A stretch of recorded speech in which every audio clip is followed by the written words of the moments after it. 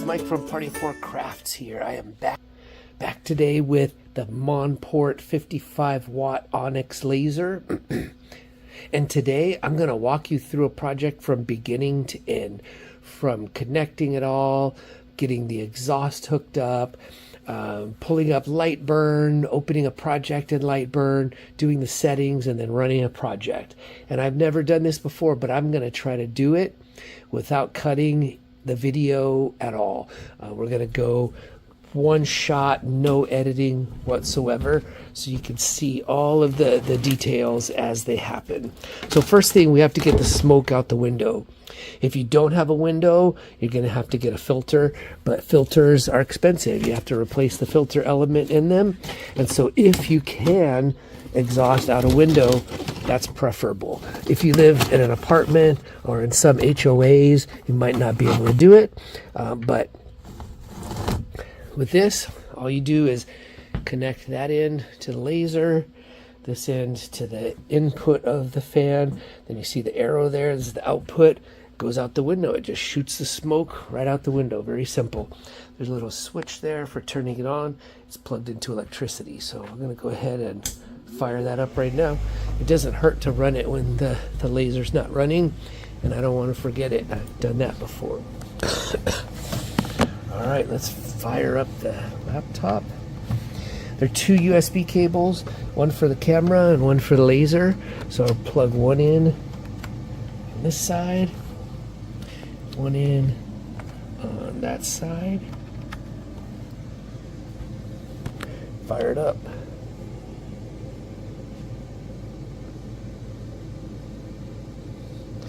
This is a project I did recently on the Onyx.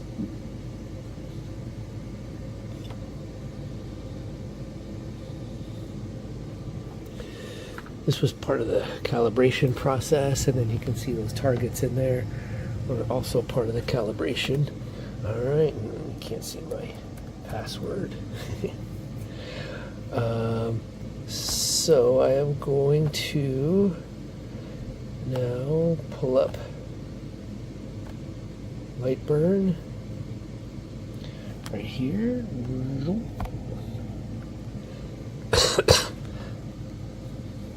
And then first thing I want to do, if I'm going to use the camera, I want to update the overlay.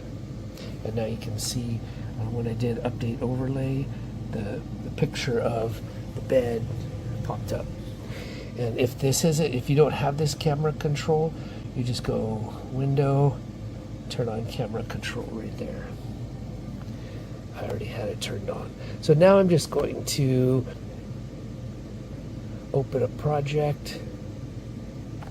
So if you're going to open an SVG file, then you have to use import. And so let's see.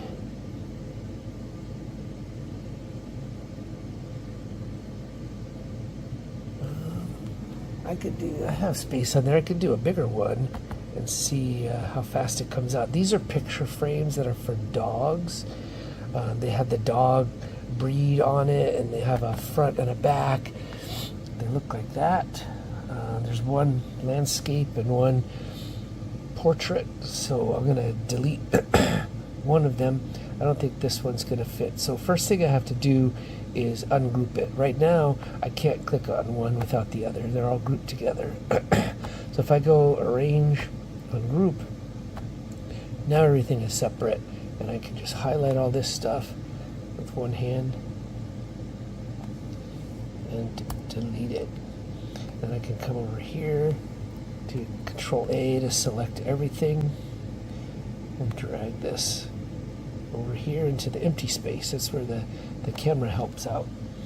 Okay, now the next thing I want to do is my settings. I want to make sure the black parts are engraved, which in Lightburn they call it fill, and the red parts are cut, where in Lightburn they call it align. So I'm going to change the black to fill. I'm going to change these settings.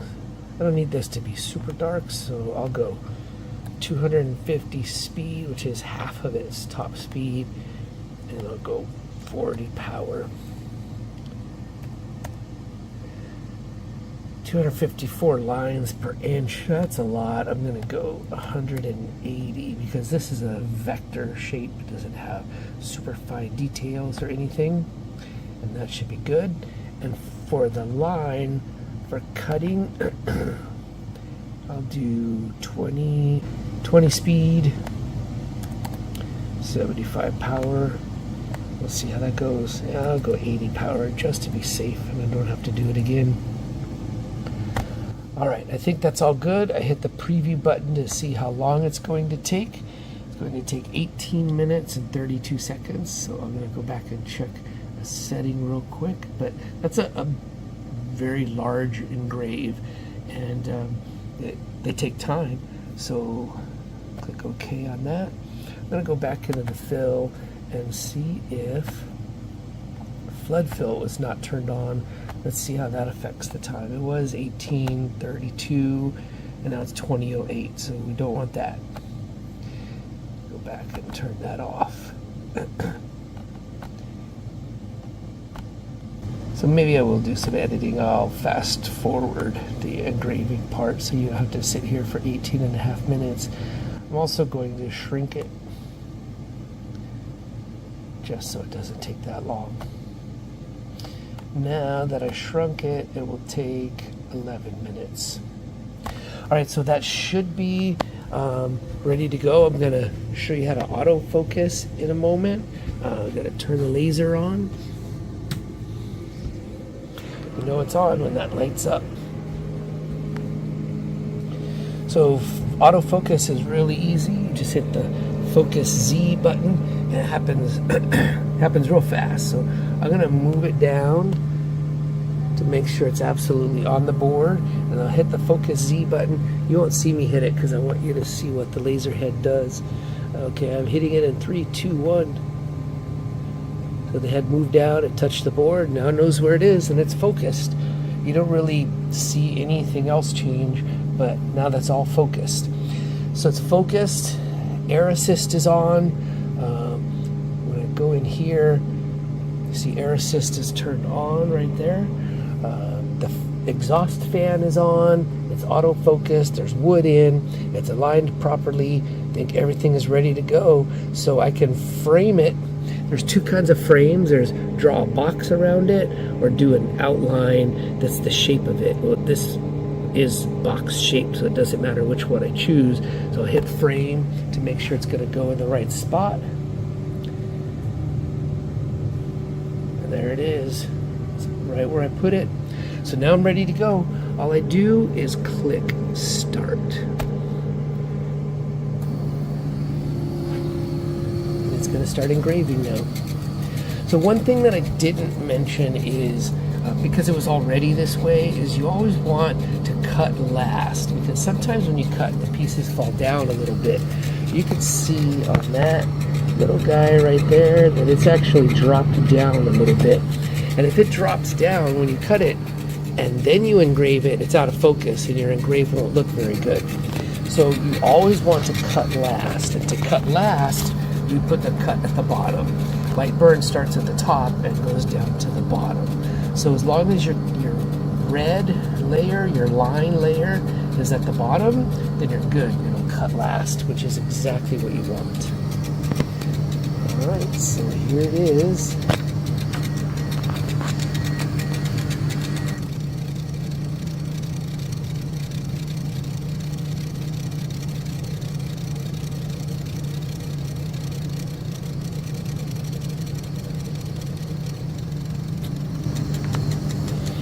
I've never used a Lightburn camera, a Lightburn laser with a camera before, so I didn't know that you get a live view of it working over here in Lightburn. So that's the camera in the top of the lid, and it's running live while the engrave is happening.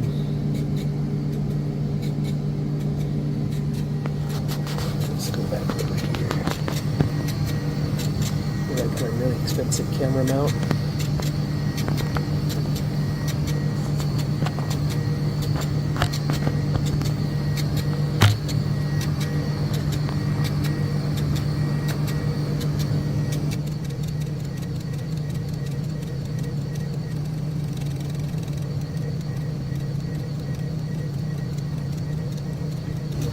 Lightburn laser that I have at home has a screen on it that tells you how much time has passed. So if I know it's going to be 11 minutes and it says 10 minutes has passed, I know there's 1 minute left. I don't know how to do that yet on this laser.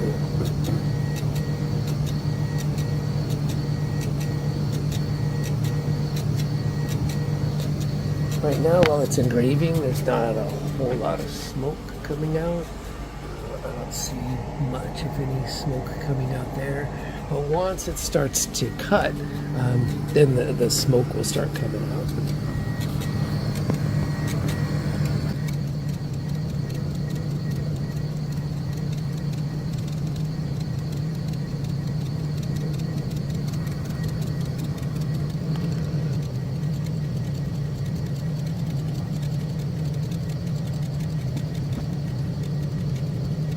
I honestly thought that flood fill was going to help because it's wasting all this time crossing over this dead white space here, and flood fill would make it go do do do do do do do do do do do do. So I usually run it both ways and see which one the time estimate says is going to go faster. And in this case, turning flood fill off made it go faster, which was a surprise because of all that blank white space in the middle.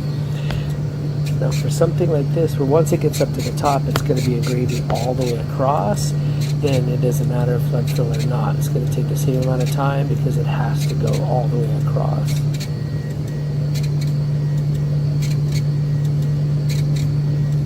I usually do these picture frames on a nice wood like walnut or cherry. I just had a piece of MDF in there, so it's not going to be the most beautiful picture frame you've ever seen, but it comes out really nice on a high quality hardwood.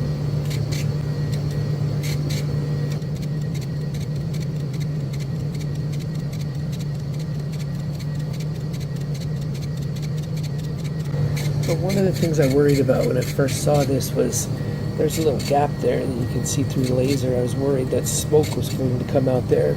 But remember that it has an exhaust fan in the back and it has an exhaust fan over there. And they are both creating negative pressure inside. Now you see a lot of smoke, but that smoke gets pulled directly out. The smoke doesn't come out with pressure. It's not pushing when it comes out. So there's really nothing to push it out of that gap. And since the fans are creating negative pressure, it's actually pulling air in through those gaps so that the smoke can be pushed out the back. For all of the air that it pushes out that hole, it has to pull air in. So it pulls air in through this gap. And so you should probably, unless there's something wrong with your exhaust, you're never going to have smoke coming out of those gaps.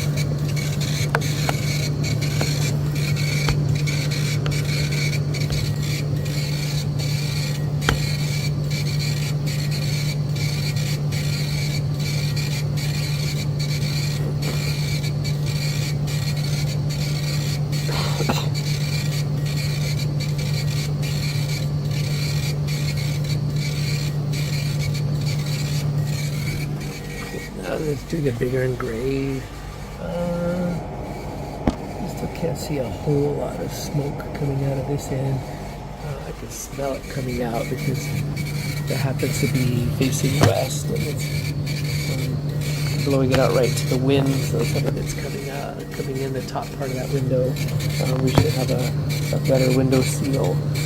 We do have a better window seal for our other lasers. You can see that purple foam over there with the hoses in it. That's how we seal up the window on the other side. But since this laser is new, we just haven't done that yet.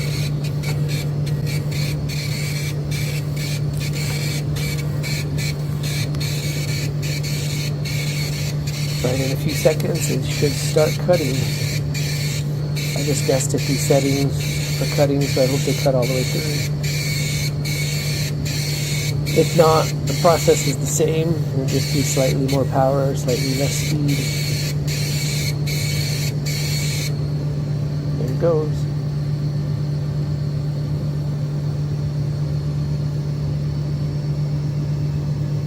Now it's making some smoke, and I can see the smoke billowing outside a little bit. Slide through this window.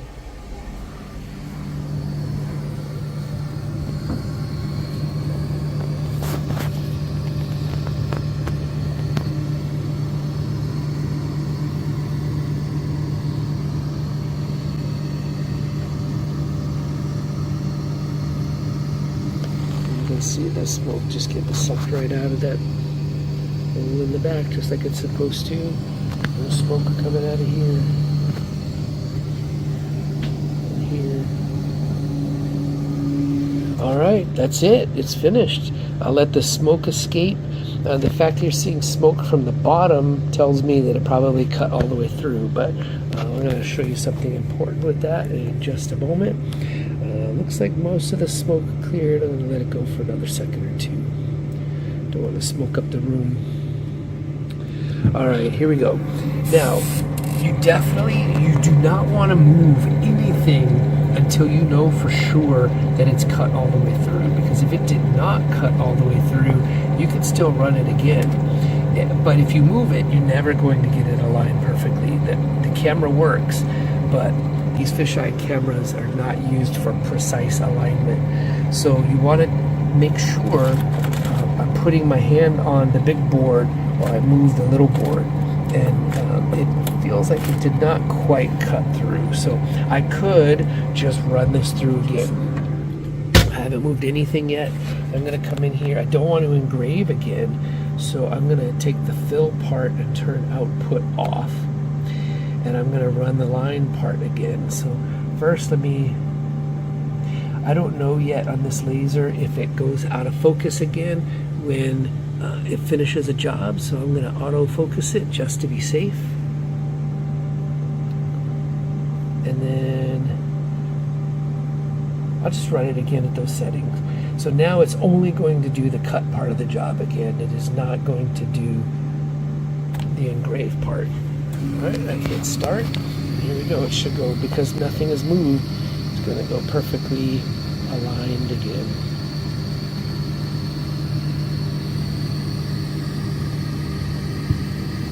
And I probably could have just pulled that out and popped it out. MDF is pretty easy to pop stuff out. Sometimes plywoods are a little bit harder because they have glue in them, and the glue doesn't cut all the way through, and it splinters when you pull it apart. But with MDF, the splinters are tiny and they're easy to break apart. But I didn't want to mess it up. If this was expensive wood, you don't want to pick up the expensive wood and find out it didn't cut all the way through, and then there's little you can do about it. Sometimes if it's just barely not cut through, you can sand the back of it, and the sanding will just cut it through, and other times there's nothing you can do about it and you wasted an expensive piece of wood. So some people, my daughter took a class in college where they used a laser cutter, and they told them to use some tape that was wound in a circle to try to pick the pieces up to see if they're cut through, and that's another way. I just use my finger, and there's kerf around all the way around the outside. There's a little gap, so I just try to move it back and forth and see if it jiggles. Right, I can see it dropped. I know that both of them are moving now, so these both definitely cut through. And now I can lift this wood up, and I know next time to adjust my settings when I'm cutting MDF.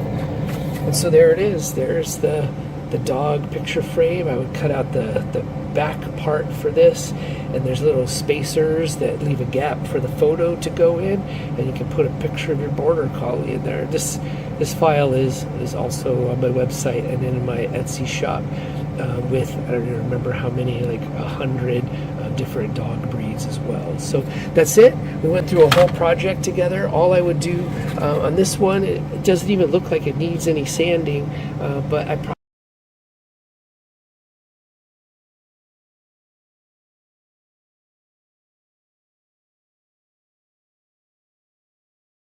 probably could sand it to get the top a little bit cleaner there, and that's all.